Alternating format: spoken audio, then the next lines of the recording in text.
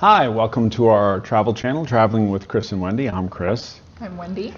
And we're going to continue trying to save you money. We love to save money ourselves. It's kind of almost a game to us, and we like to share that because we found we're pretty good at it. And we love to hear what other people have to say about saving money because it makes us better at it. And if you like to save money, we can possibly help you get better at it.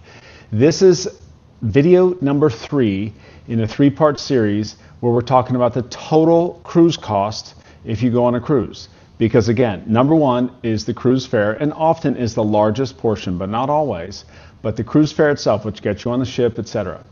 Second portion of the big expenses, and it's the second video in the series, is the travel to and from the port. And there's a video that is out that you can watch, and it'll talk about ways to save money and how to, at the very least, do a good job of accounting for what a cruise overall will cost. Well, this is part 3. This is spending in and around the cruise, like extra spending on the cruise ship, in the ports, etc. And like anything else, a dollar's a dollar. So if you spend it, it's not like it didn't count. So you can't just say I paid the cruise fare and it was $1,000 for me and $1,000 for my wife, so it's a $2,000 cruise, because it doesn't work that way. So let's take a look at all the factors involved in spending on the ship and off the ship while you're taking that cruise. And what we're going to do is we're going to take a look at the average cruiser's spending, and we just kind of give a thought about our spending and what you might be able to do. Okay. First, gratuity. Now, we pay the gratuities as recommended by the cruise line. We used to pay them ahead of time just to get it out of the way, and I've learned not to do that for a couple of reasons. One, we typically can get onboard credit, and the onboard credit for us happens to come because we invest in different cruise lines, and if you do that, you can get some onboard credit. So if you are interested in doing that, you can look into doing it. You can do it with NCL, you can do it with Royal, you can do it with Carnival, and all those ships. NCL is mostly NCL, but Carnival has several lines like Cunard and Holland that is attached to it. Royal has Celebrity. I think Carnival also has Princess. So you can look into doing that. If you get 100 shares, then you can get some money on board, and that's kind of expensive with Royal. It's not as bad with Carnival,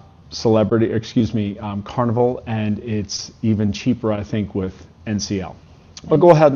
And the longer you stay on the ship, the larger the onboard credit. Is. A short cruise is typically $50. A middle cruise around 7 to 10 or 11 days, I think, is $100. And then once you get to like 13 or more, it's like $250. So it's not insignificant. If you cruise a lot, you'll eventually get all your money back regardless of how the investment does. But it's still an investment, so look at it from that point of view. But we don't pay the gratuities ahead of time. There was one cruise, just because of circumstances, we may have to have canceled, and we had already paid the gratuities, and I said, that's really going to stink if we lose those. But we pay them. We never opt out. It does directly affect the income of those that serve you, and I've talked to enough people on the cruise ship that if people pull their tips, it's not as if there's kind of a little bit of a myth out there that the cruise line has to make it up if you pull it. They're almost always above the minimum that the cruise line has to cover. So if you pull your tip, you're literally pulling money from the people that serve you. So if that's something you choose to do, that's up to you. We don't ever do that. That is about $250 for 2 people. And most people pay the tip or even pay a little bit extra. So the average for us, and this is for a 7-day cruise. The longer cruise would have more expenses associated with it. A shorter one would be shorter. But for a 7-day cruise, we pay about $250 in gratuities, and that's what the average person does. So because no. It's $17 to $18 per person per day, which ends up being about $35, which ends up being about $240 or so. So it's $250 for a week for both of us. Now, beverages. We drink coffee, not specialty coffee, and water, and occasionally tea and lemonade and whatever else they have free. We almost never buy these things. If we have onboard credit and a little bit extra money, I'll often get like a Starbucks or a coffee or something like that. And I think maybe we got an ice cream or looked at doing it. But we spend probably, in addition to our free beverages, we probably spend $40 on beverages. Well, that's where we differ from the crowd, because the average person spends between $200 and $250. So it's around $400 or so for the average couple when they go on a cruise for beverages. Now, that's up to individuals, but it's something to budget for. And if it's worth spending, $8 per beer or $12 to $15 for a cocktail, and you enjoy yourself because of that, then go ahead and do that. And as long as you know that, then that's good for your budget. But I've talked to enough people. We had a friend of the family go on a cruise relatively recently, and they were stunned at how much extra some of these extra costs were. Okay, shore excursions. Now, we have only once been on a shore excursion. It was great, and we went to St. Lucia, and we went to the Pitons, and it was too far for us to take a cab and feel comfortable coming back. As a matter of fact, a lot of people who did it, there was an accident along the way, and it blocked a lot of people, and so there were a bunch of people late, but they were on the cruise line, and so therefore the cruise line excursion, so therefore they were fine, and we were glad that we were on the cruise line excursion. So we spent, I think it was, probably about $110 a person, so it was probably $220, and I don't like to spend just $220 just doing some random thing, but it's a memory, and we wanted to see them. But what we do instead is we used to spend no money at the ports. We used to just get off and walk. But we found it much more enriching to get out and find a great restaurant, local, an ice cream shop, a pastry shop, a coffee shop, and maybe something special like a park or some site to see, like in Nassau, you can go to the Queen's Staircase and stuff like that. So between food and transportation, we spend anywhere from $30 to $80 a day in port, but we typically don't do the excursions because if you're doing a once-in-a-lifetime trip and you just want to rack up all the experiences, that's fine. You're just going to rack up a lot of expenses. But the average couple spends $800 in a week on shore excursions through the cruise line. And you can see how easily that, if you look at the actual prices of these, they start at like $79 and work their way up easily to $200 and $300 and more $100 per person.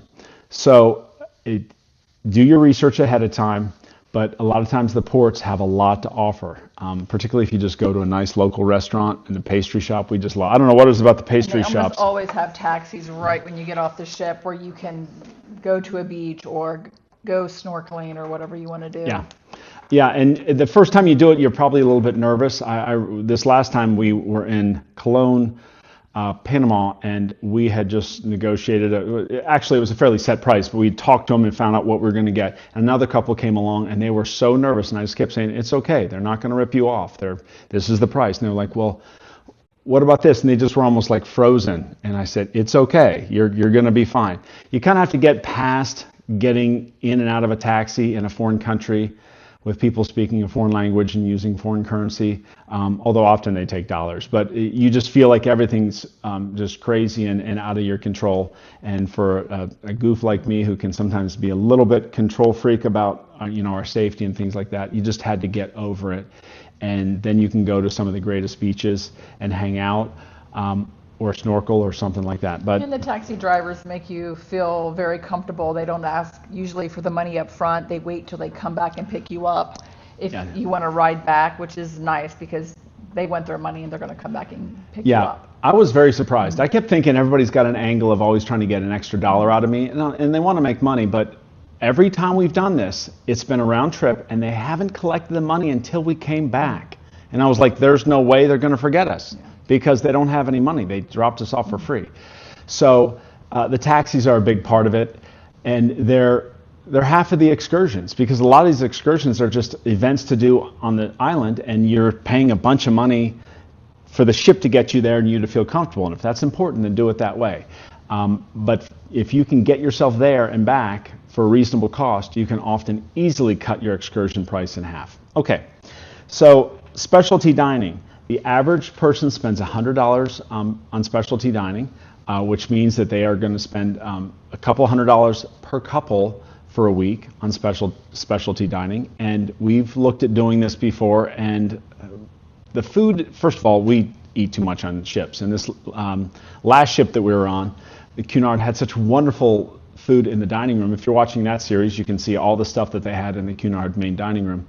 And that was all free. And I was like, why would we pay? And somebody says, well, there's an excellent restaurant on board. I'm like, this is a little bit pedantic, but this is the way I think. I'm like, I'm getting a free, really good meal on the ship, or I can pay $120 for her and I to get a slightly better meal, whereas if I was back home, to get this excellent meal would still be $120, but then it wouldn't be like my free alternative is an excellent restaurant right next door. So I'm like, I'll spend the extra money at an excellent restaurant in my hometown.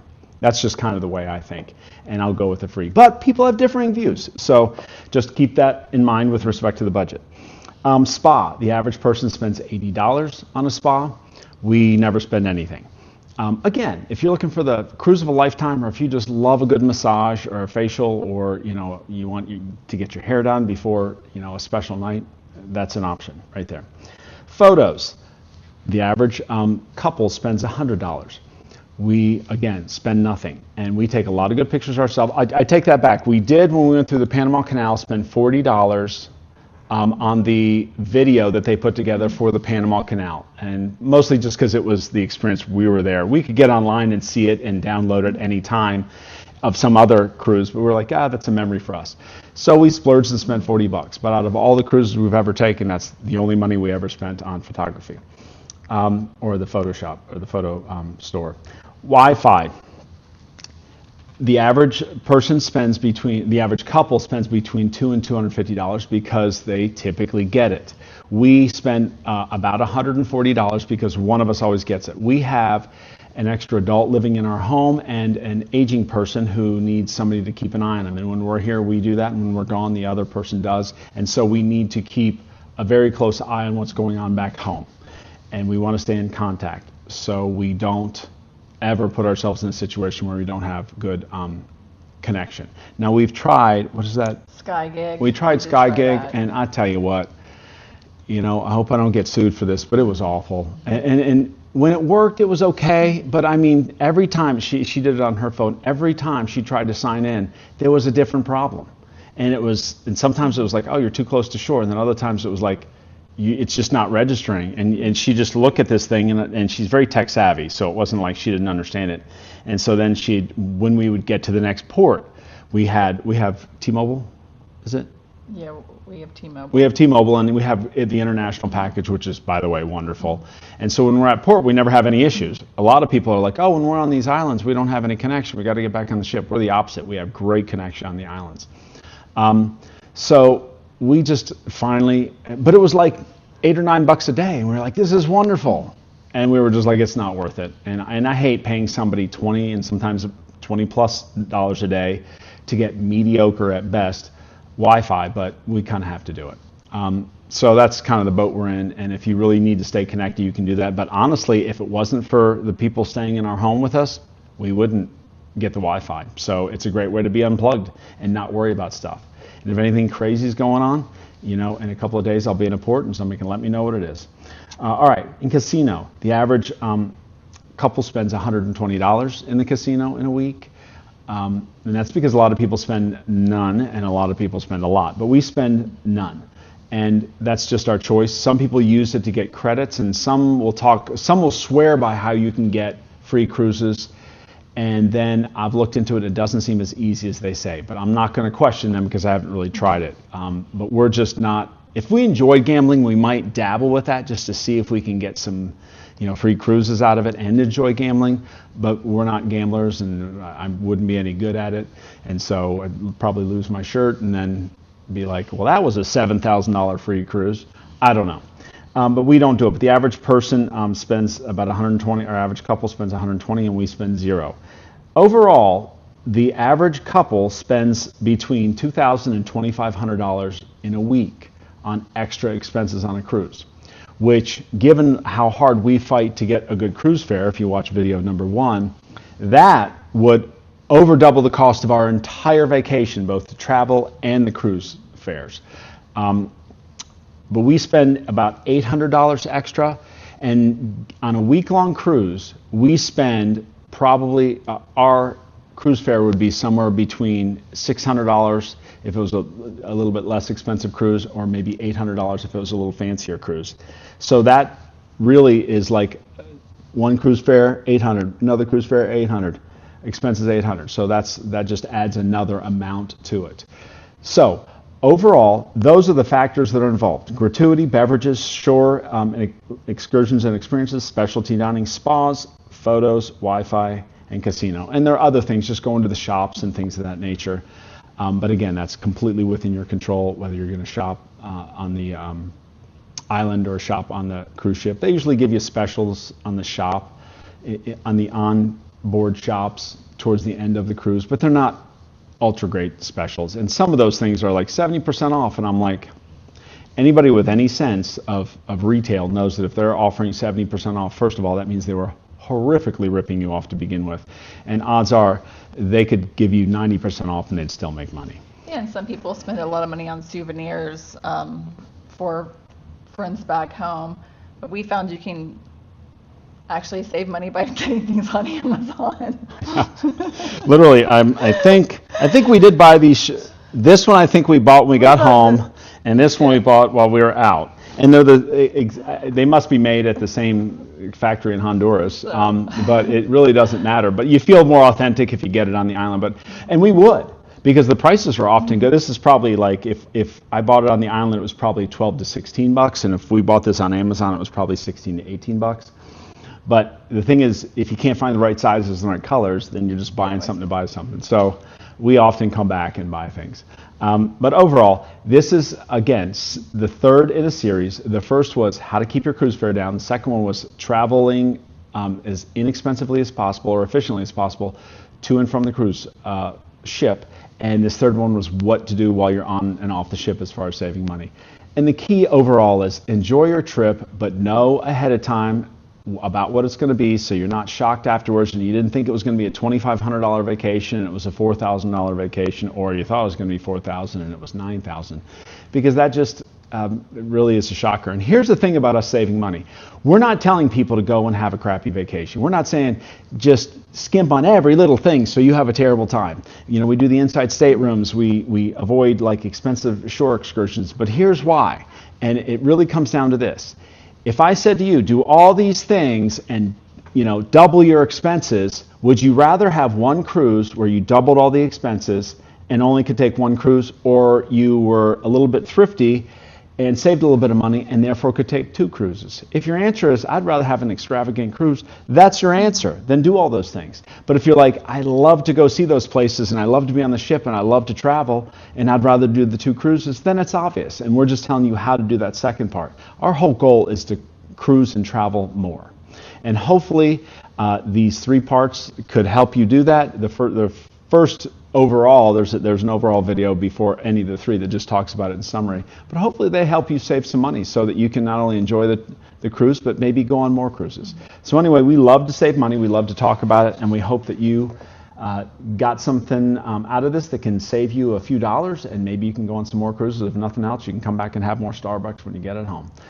Anyway, we love you guys. We like to talk about this, and we appreciate the fact that you listen. And if you get value from this, please like and subscribe. And you take care, and we'll talk to you again.